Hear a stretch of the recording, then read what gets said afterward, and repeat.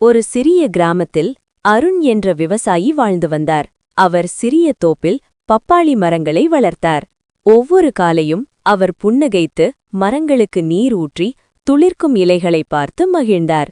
ஆனால் ஒரு நாள் காலையிலிருந்து வறண்ட காற்று வீசும்போது அவர் தோட்டத்திலிருந்து சத்தம் கேட்டார். அது ஒரு குழு காட்டு நாய்கள். அவை மறைந்திருந்து பப்பாய் மரங்களை அடித்து தழைகள் மற்றும் பழங்களை சேதப்படுத்தின. அருண் மிகவும் கவலைப்பட்டான். அவன் ஸ்வர்க்கத்தில் உழைத்த அந்த மரங்கள் இப்போது அழிந்துவிட்டன. அவன் முதலில் மனசு உடைந்தார். என்னுடைய முயற்சி வீணாயிற்றா என்று சொன்னான்.